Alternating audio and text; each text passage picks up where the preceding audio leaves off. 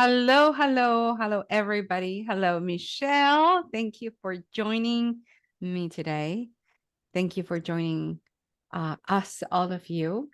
And I just want to share who is Michelle? Michelle Quay. Yay! I'm so happy Oh, to be here. she's an international professional speaker, visibility coach, and critically acclaimed author. Her life's mission is to be the champion that empowers women to get to the top of their mountain, one courageous step at a time. Permanently disabled in a car accident at age 11 that froze her growth at 4 feet, four 4, inches. yeah, and left her needing crutches to walk. So she embarked on what began as just a physical fitness journey and evolved into a life transformation journey. Tell me about it. When she decided to join her gym mates in their quest to climb Machu Picchu in Peru. Wow. As we say in Spanish, nada más y nada menos. Wow. Thank you for being here. Thank you for joining me. Thank you for saying yes. Appreciate Of you so course. much. Welcome, Oh, Michelle. I appreciate you. It's such a pleasure to come and join this. What comes up for me is like a cult. You know how you help others and they start following you and creating a community for them. It feels like a cult, but in a good way, in a good sense, in In a a good way. community, in a community. Yeah. Well, that's a culture and that's it's the energy that you've created also in your group. Wow. Yeah. Tell me I about feel your like journey. I feel like attracts likes, Yeah. and I'm really happy that we found each other. So just to answer your question, my journey, oh my gosh, where do I even begin? Right. So a lot of us feel that way, and we live all our life feeling like, where do I even begin? And sometimes we don't even look back to where we first started.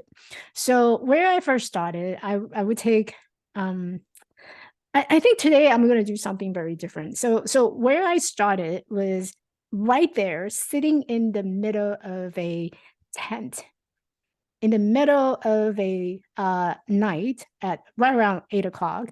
I found myself in the tent, and right across me was this tour leader who was taking us to Machu Picchu, the ruins. And I found myself sitting in that tent after dinner. Everyone were gone. And there was this light inside that tent, very dark, very dim. And he and I are just having a conversation. And what we talked about was it was day one up in the mountain of middle of nowhere. We're talking more about where I was in the middle of nowhere. And he asked me a very important life changing question. He said, Michelle, it's great that you are here. You joined us on this trail, but you notice that you were the slowest person in the group. It took you a long time to be able to meet with us for lunch. And now, we're getting ready for day two, but I want to check in with you to see there's two options. You can either go back or you can keep going on the tour with us. But on day two, it's going to be a lot more challenging. It's going to be a lot more difficult. There's going to be longer hours. How do you want to choose? So in that middle of nowhere, inside this tent, with a dim light, I was asked to make a choice. I can either go back or I can keep moving forward. And so there was me, and I'm trying to sit there and comprehend everything. And my wrist was burning from all the walking from that day. And I'm trying to decide, do I want to go back? Going back, what that looks like is me waking up in the morning, don't feel very happy about myself. I don't feel fulfilled. I don't feel I have a purpose. I don't feel that I am normal compared to the rest of the world. And I said normal because I measure myself by the height, the length of how tall I am. I measure myself by the way I look. When I look into the mirror, nobody around me looks the same way as I do. Short, my legs are crooked, I walk with crutches. And so there's not a single piece of me is considered normal. Like normal is like, normal individual, like a Barbie doll. We're all supposed to look, somewhat pretty, no matter what size you are pretty. You have normal legs, straight legs. You can wear the clothes that you love. That to me, it's normal. Me looking into the mirror, that's not normal. And the reason why led to this abnormalcy of how I believe I used to be is when I had the accident at age 11, I went through 4 years of going through recovery. So the doctor had to do multiple surgery on my leg. They had to do a lot of repairment, and through that process, I just never grew. I remained 4 feet 4 inches tall, like a second grade or 9-year-old kid. I never grew, and I was given this pair of crutches and metal brace I needed to wear up until 18. But that me wanted to fit in somewhere, especially the peer pressure that was happening around teenage year. I wanted to fit in somewhere, but I couldn't because I look so different. I stand out from the rest of the crowd. But I keep wanting to hide myself. Like that was something that was a shame for the way that I look for my body when I look into the mirror. So in order for me to have some type of feeling like I belong, I didn't listen to the doctor to wear this pair of metal brace. And so I took it off. And then, of course, as I grew, my body weight started to weigh my leg down. So my left leg is crooked. And every time I go out, I walk like a wobbly penguin. And that made me even more visible and more noticeable every time I walk into the public. And that was not something that I enjoy, right? Being noticed, it's not something that I used to enjoy. Being seen, it's not something that I look forward to. I rather to blend in, disguise myself, hiding in the corner, in a bar, in a restaurant. I don't want to be noticed. But there's no way for me to hide. Like, if you have a scar on your skin, you can probably wear a long sleeve, cover it up, or makeup over it. But when you have a physical appearance that is so different than compared to the rest of the world, then you really become very noticeable. The moment that you walked in, people are curious about what happened. And so I remember every time I go out, people would ask, like they have that look. Even though people don't ask, it's the look on their face. They're curious about what happened to you. What happened? And so I have people running across the street and coming to tap on my shoulder and say, hey, what happened to you? And I didn't know how to deal with that. I didn't know how to deal with the judgment and the way that they were looking at me. I didn't know how to deal with it. So I dealt with it with anger. I dealt with it with avoidance. I dealt with it with a lot of just not feeling very inspired. I felt like the whole world is against me. And so when I finally got to the point where all of these was weighing me down, I used to lose a lot of sleep. I couldn't sleep at night, not just because of the personal struggle that I was going through, but also professionally. I work in a very stressful and high intense environment. So like healthcare, it's probably the number one big place where people feel burned out. And I've been in the healthcare field for the last 20 years. And every night when I go to sleep, I could not sleep well. And so I would end up being stressed always. And it's just not a very nice way to live your life. And so finally, when I was 40, I'm like, this is not the way I want to live for the rest of my life. This is not the way how I want to feel. And so I got myself signing up to a gym. And around that time, people were talking about, let's go to this hike. They're like coming back from Machu Picchu, and they were all talking about how amazing, how spiritual it is. Going through the Andes, and I'm like, I would like to be part of that conversation. Again, I was seeking for that sense of belonging, to be Yeah. in that environment, to be part of that conversation. So I'm like, you know what? I'm just gonna throw my hands up, and I'm just going to do it. I'm going to book myself a ticket to Machu Picchu and hike the Inca Trail. But I couldn't do it without like actually preparing myself, right? So I didn't just I don't want to die. I mean, I was desperate finding my purpose, but I didn't want to die. So I Want to be actually saved. right? I want to do this alive. So what I did was I decided to work with a personal trainer. I said, you know, you're gonna help me. You're gonna help me to first of all get into a shape. And I always have this funny joke about, you know, we are all in a shape. Like everybody's in a shape. Hmm. Just some in a round shape and some in a rectangular shape, but we're all in shape, right? No matter what size you are, we're all in shape. We are in shape. Yeah. So I wanted actually be in shape, and I want six packs. So that was my goal. That was my milestone. I want six pack. You know what? Those women on the Instagram can have six packs and showing off everybody.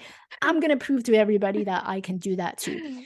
And so that was my initial goal, to sign up to a gym. I'm like, I want that.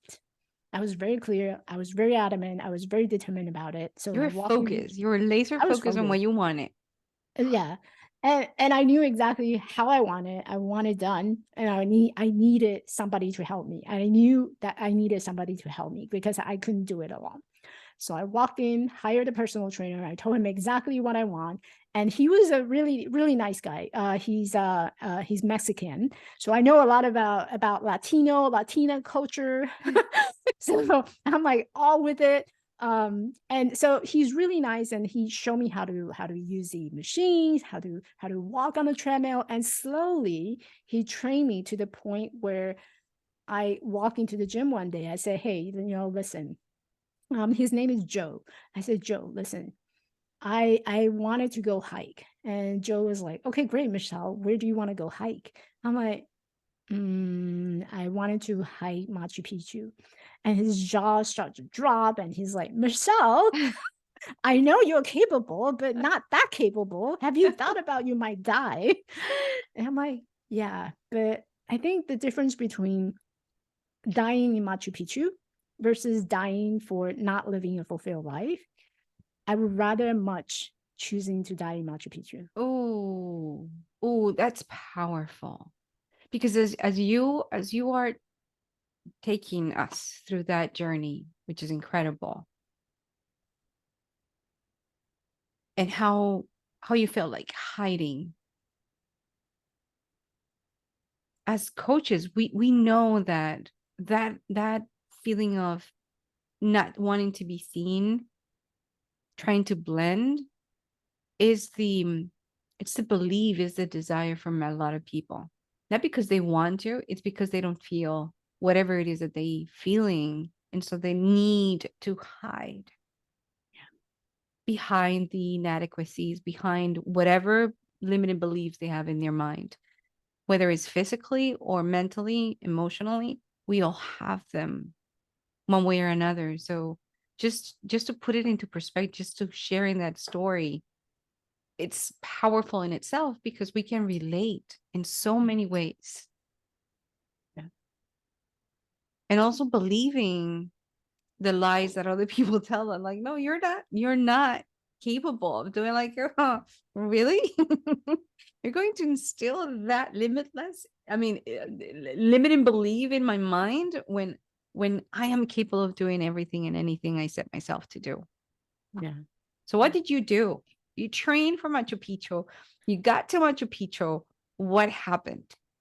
So Because I've so I seen tr- the pictures and I've seen videos, and that was hard. I was actually all blown up. Like a lot of my Machu Picchu picture, I'm like probably double the size because I was doing. I had the pulmonary hypertension, pulmonary edema, and so basically at that point, you know, you have that high altitude syndrome, right? And Mhm. that high altitude syndrome is where you start having trouble breathing and you have a lot of like stomach issues.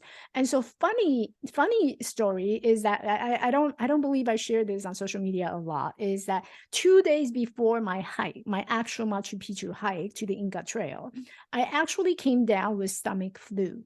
I was all happy because I checking myself 5 days before the actual hike just to acclimate myself with the high altitude. Mm. And so I was going around town with my two crutches. I was like, I got this, I'm powerful, I can do things. And so I walk all over the town and I was trying all these delicacy. And in Peru, you know, they had all these delicacies like ceviches and Oh my God. coulis, and Well, oh it's my one of the gosh, best, the most amazing cuisines in the world. yes. And I was really happy about it. They had the best food in Peru ever. And but I came down with I think after the ceviche, I came down with the stomach flu. 2 days before the hike. 2 days before the hike. Oh my God. Found myself in the middle of the hotel room. I was there by myself. I went myself by myself. And so I woke up in the middle of the hotel room, like totally very sick. I finally made it to the hotel lobby and I told the guy, I said, you know, can I get a cup of warm milk? Because I couldn't even make it to the cafeteria area. I said, "Can I just have a cup of warm milk?" That because I was really throwing up. My stomach was empty. I needed to have something down, even if I were to throw up. And so then the hotel guy was really nice. But then next morning, it was not getting better. It was actually getting worse. So I finally called the front desk. I said, "Listen, I'm here visiting by myself. I need someone to call your 911. I need someone to call your a clinic to take me to the hospital." Wow. So 2 days That's before the hike, serious. yep, 2 days before the hike, I checked myself in their hospital. The doctor had to give me fluid because I was dehydrated, and the doctor had to Michelle, give me you haven't shared antiviral. that story on social media. No, this is my first time talking about this because most people see the picture of the after, they didn't see the picture of before. And I think it's important to talk about this too, is because most people focus on the success. Most people Mhm. see the success. Oh, she went up to the top. But the before picture, just because people don't talk about it doesn't mean that they don't exist. Right. And so it's true for a lot of women who is heading out there and doing everything and being very accomplished, but what about the before picture? What did they have to go through in order to get here? And I think that's where that's really important to realize that, you know, because I know, Dan, you do a lot of embodiment work, and it's really about connecting the past into the present, right? Yeah. And celebrating what we had, every piece of our experience, and embody that, you know, no matter how big or small it is. It's really about embodying who we are, and so that we can keep going and growing and striving forward. And so I didn't talk about that story a lot on my social media because, you know, it's a long story.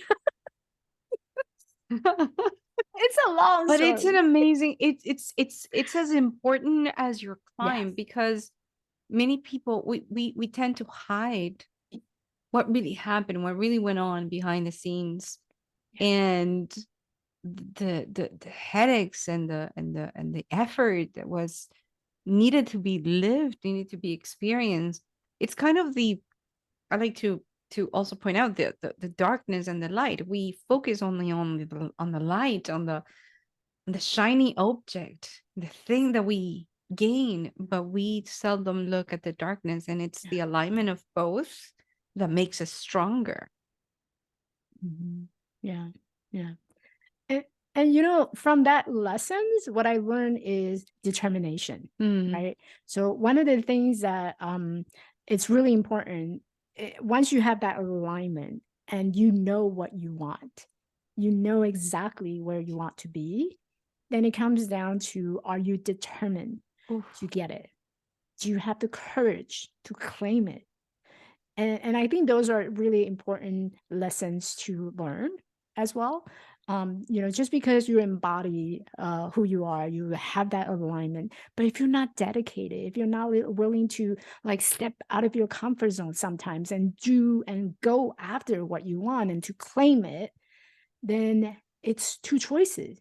You can go back to where you came from, or you do everything, all your mighty power, and claim it and go after it. And so I think that's a really important lesson to learn, is that, once you know what you want, go for it. Go for it, and the universe will always catch you if you fall. Um, Amen. Aho. That's exactly it. And it seems that you were in flow. You were trusting that instinct. Despite of what you were experiencing, despite of the scare, how you felt, you trusted yourself.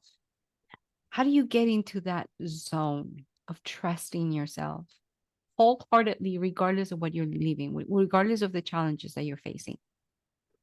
I think it comes down to, this is the part where we kind of had a conversation before we came on about the intuition, right? How do Yeah. you know what you know? How do you know what is it that you need to know? And most of the time you don't know what you don't know, right? And you really don't know until you actually take that one step Mm. and let the universe guide you. Where do I need to go? What do I need to know?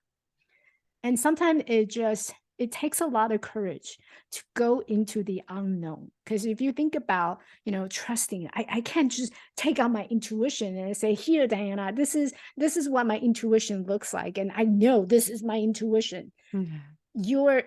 You're trusting something that cannot be seen, cannot be heard, and you cannot hold it. And so it's a feeling that you get, it's a vibration that you get, it's a frequency that you get. And based on all the past experiences, right? We live so far to be so far, and things just doesn't happen by coincidence. Mm-mm. It's always synchronized event, right? This needed to happen in order for something else to happen. And so it's not a coincidence that the accident had happened at age 11. It needed to happen in order for me to learn and go through this stages of different struggles and challenges and obstacles in order for me to learn what is valuable. And so your trust, your intuition is something that you cannot see, you cannot touch, and you wouldn't know until you need to know. So you're basing on that trust on something that came from your past experience, your life, and every single details that you have seen so far. Mm. I applied for a job, I did well, and that led me to this position. And therefore, I know that if I were to apply for another job and I repeat the process, I'm going to have some type of results, right? We don't know what that result would be. It's like flipping a coin, you have 50-50 a chance. Mm-hmm. But what Mm-hmm. would work is that if you trust that something will happen, as soon as you submit that application, you send it out to the universe, and the universe will give you some answers or outcomes. It may not be what you want, but it's exactly what you need. That's it. And I'm hearing two things. I'm hearing, do not live in regret, because many live in regret. Ah, if that wouldn't happen, I would be here. But like you said, that needed to happen for me to be here. Yep. And another thing is to trust the universe completely, absolutely, wholeheartedly, with the certainty that whatever it is going to come. When, how, we don't know. But making the decision right now, right this minute, trusting your gut feeling, call it wisdom, call it inner compass, whatever it is that we call it, trust that Mhm. wholeheartedly without a shadow of a doubt and follow it. Mhm. So release regret, be in the now, which is pretty much it. Be in the now Yeah. and in the present. Being Yes. and Beautiful. trusting. Beautiful. And I think most people are afraid to trust something that they cannot see, they Mm-hmm. cannot Mm-hmm. touch, they cannot feel, right? Maybe some people are more sensitive, they're more in tune with their vibration and all this how they are, they're really aligned. Maybe they can feel, but majority of the people who have not experienced that synchronicity of the universe and feeling aligned with themselves, they may not know that, who do I trust? How do I need to trust, right? And what to trust. And so you find a lot of people feeling lost because they don't know what to trust, because it's not something that's tangible. They That's a can't great hold point. it like, yeah, they can't hold it like a phone case or something that's tangible that they can hold. Mm-hmm. And so what do people trust? They end up trusting alcohol, they trust drug, right? Or they trust something that would give them a quick fix and that would hopefully fix all the problem. Mm-hmm. But if you're relying on something that is external, something that's outside of you, then it's very fleeting. And this is something that, a lot of guru, and I'm pretty sure that you talk about it with your client too. It's something that so fleeting that you have no control over it, right? You're relying on something that's external outside of you that's not reliable. Like nothing outside of you is reliable. Like the people, Nothing. life, right? Life happen, friends will leave and come and go. There's one of the analogy I love using is that it's like you're going onto a bus. Like life is a bus. You're traveling on the bus, and there's going to be people coming onto the bus, and there's going to be people leaving the bus, right? So depending on where your bus is traveling, you may have people sitting next to you. They're enjoying your company, and the next minute, bus come to a full stop, that person will leave and Mm-hmm. get off the bus. So you gotta, like, who do you trust then? So if you're lost, I think one of the most important things is coming back and trusting yourself, right? Trusting yourself and trusting your intuition. How do you know what you don't know? You will know when you need to know. And the universe always has this way of showing you these little signals of what you need to know. And these become information. So are you in tune enough to recognize your signal coming up? If you Mm-hmm. see something that keep coming up, then chances are it's a signal, right? Pay attention to the signal, pay attention to the message. if you Yep. repeat, if you're repeating something that doesn't work, then pay attention to it, right? Not because it doesn't work, not because you're in a bad luck. It's because you haven't paid attention to the lessons that you need to learn. Maybe because I don't know. I don't know. I don't know. They're afraid to trust Yeah, themselves. And they keep saying, I don't know, but I don't know where it's coming from. Like, how do you trust? yeah. How do you trust yourself? How do you trust that intuition? Like, how do I do it?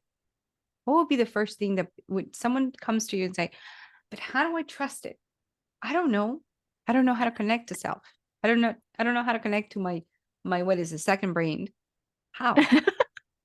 I like the second brain. So I think the most important thing and what have worked for me in the past is I got into this meditation state. And I say meditation because, but I don't really practice the entire ritual of meditation. I'm not like, Diana. Diana has like a whole ritual of how she practiced meditation. I'm more like the beginner meditation. And one thing I love to do is I love people watching. So the way that I do my meditation is more of receptive meditation. Receptive Hmm. meditation, when you sit at a place, you listen to the sound, to the smell that comes up, right? And so the thing that I enjoy doing is people watching. So I would find myself in a busy street. I would just sit there by myself and just watching people walking by. I would watch people, how they do things. I watch them behaving, and I would listen to the sound that comes by. So I would focus on maybe the Mm. bus sound, maybe the water that's running in the fountain in the background. So I focus on one particular sound, smell, or object, and I would go into this transcendent state where everything else is quiet besides just that one thing. And so that's my easier way of meditation, because I know a lot of people had trouble. Oh, I can't focus. I can't focus. So I learned to just focus on that one thing, either the sound, the smell, or the object. And I would just allow that to be my center.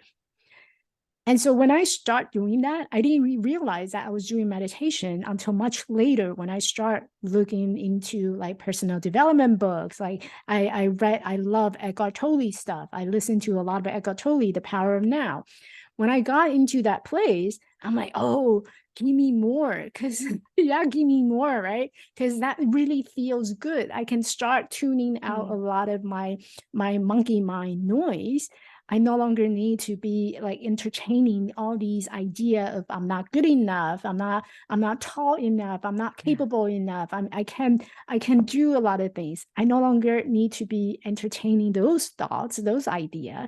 I can really focus on, you know what? That's not important to me. This is not for me. That's not my energy. And so I start to differentiate who I am versus there's almost feels like another entity, Mm. like someone else that's not me. And when I separate those two, then I found myself being able to think about, okay, what serves me well now? How do I feel? What do I want to do that really, really speaks to my heart? What does Mm. my heart say? And so I started to learn the separation between what is a lot of, so in Eckhart Tolle's term, he talked about the ego self and your higher self, right? Your true self. And so I started to separate out my ego self versus who I am. And that was like open up a whole Mm. door of possibility of me knowing that, hey, universe works in a very magical way, and Yes. everything happens synchronized. And you talk about being in the present, bringing yourself in the present and becoming the observer in that moment. And that right there is self reflection at its core, which brings you so much clarity and so much light. And it brings you to having that clarity again to make the decisions that you need to make, or you choose the path that you need to choose. Mhm. But only if you bring yourself to the center, to the present of now, and remove the past and the future and just Yep. center, ground yourself, which is Mhm. powerful. And Mhm. that is where you find your flow. Mhm. Exactly. And that was the moment I was able to choose in that middle of nowhere inside the tent with the dim light. My tour leader asked me, now you have two choices. You can go back or you can keep going forward. What do you want, Michelle? And I was able to make the most conscious choice by keep going forward. Hmm. And you did. I did. I conquered it. I conquered the 4-day hike. 4-day hike. We were up there in the mountain 4 days, and each day we hike about 8 to 10 hours. For most people, it takes them 8 hours. So we're talking about like constantly walking and moving, right? And so 8 hours. Most people spend 8 hours. For me, I walk slow. I was slower than the donkey. I was looking at the donkey's back all the time. You know, donkey's dropping. I'm totally. I can probably write a book about it. So I'm totally behind the donkey. I got this. But you know, so it took me 10 hours on each day to complete the hike. Um, I kept pushing on my 2 crutches. My wrist was hurting. I end up having to band-aid it so that it absorbed some of the pressure I was putting on my waist, on my wrist. It felt like every night when I get to the campsite, I need to soak my hand in hot water in order to alleviate the pain that was coming out from pushing on the crutches. Yeah. Wow. And this happened how long ago? This happened. So I took the hike in 2016. It was 2016. So about 6 years ago. Yeah. 6 years ago. And Mhm. here we are. Yeah. Here we are. Magical. Magical. Wow. What would be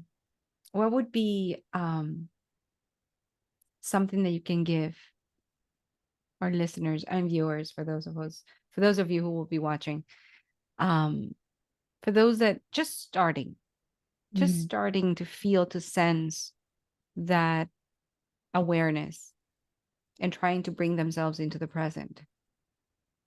I think it's really important to recognize your own strength and your Mhm. superpower. Every single one of us, a lot of us, we don't know what to trust. We're afraid to trust, and we don't know how to move on. But I think it's important to recognize your own strength and your superpower. Like, you made it this far, right? There has to be some kind of like magical superpower that you had in order to accomplish to get to this far. And so if you were to make a list of 10 the most unique things about yourself. It could be I'm really good at organization. It could be I'm really good with helping people. So make a list of all these 10 and I want you to actually eliminate. So you're gonna travel this down this path, and there's gonna be trolls coming over from all over the distance, right? So these trolls, their job is to take away your superpower. Okay, so Hmm. from that 10, you end up they took away 3. The first troll decided to take 3 of your superpower. So what are those 3 that they took away? So Uh-huh. cross those out, and then you're gonna keep travel on that path. And the next bridge, you're crossing the next bridge, and you see another trolls coming towards you, and that trolls is taking away another 3 sets of your superpower. So now you're down to what? 4, right? You're down to 4 superpower now on your list. You cross out each time they take it away. You're down to 4. You go onto the path again, and then you meet another troll. This troll decided to take another 3 superpower away from you. So you cross out another 3. Now, what you left is that one very powerful superpower that you can trust in your life. So that is what you trust. That is how you resolve a lot of the issues in our life. Hmm. And that's how you make yourself powerful. What is your superpower? This is so many. My superpower, I would say my superpower is courage. Courage? Yeah, Hmm. courage. Yeah. Courage is, and sometimes I call it bravery, right? Bravery is a choice. It's a choice that we choose despite of obstacles, adversity, and challenges that we face. And we're making that choice every single day as we wake up. The moment that you open your eyes, you already chosen. Mhm. You already chosen bravery. That's my superpower. Drop mic. That's it. And every single person has a superpower. I just Yes. want you to believe that. Believe it. Ingrain it in your brain. Everyone has a superpower. And thank you for embracing your superpower, because of that I met you, and because of that I changed my business and the way I did things 6 months ago. Was it 6 months ago? I think it was almost a year ago. Almost a year ago? Almost a year. Yeah, it's been Wow, that long ago, really? yeah, it's been a while. See, truly, when you have fun, time flies. And Time so, flies. Yeah, it shifts. It shifted the way I did business, and it just triple, quadruple in abundance in all areas of my life. So thank you. Thank you. Truly thank you for that bravery and that courage, because it gave me the courage Yes. to Yes. step into my power. And it's so beautiful. And I think it's also important for the listener to realize that once you start using your superpower, what you're going to do is you're going to use that superpower to inspire someone else to use their superpower.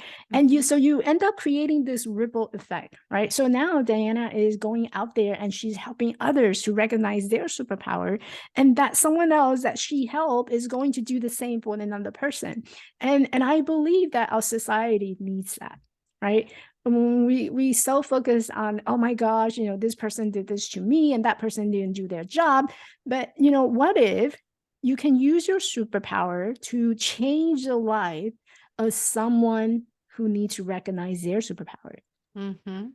And what if you are the person who's creating that ripple effect? And so, because we can't do things alone, Yeah. right? There's no way that we can do things alone. So by helping one person, that one person is go out to help more people. That one person and more people is going to help other people. And so it becomes it's so infectious that you can't even stop doing it to everyone. And that's how you change the world, Mhm. That's how we change the world. by changing ourselves. It's so cliche, but it is the truth. We just need to implement it over and over and over with a conscious and intentional mind, for no other reason that to just give ourselves the give the world the best version of ourselves.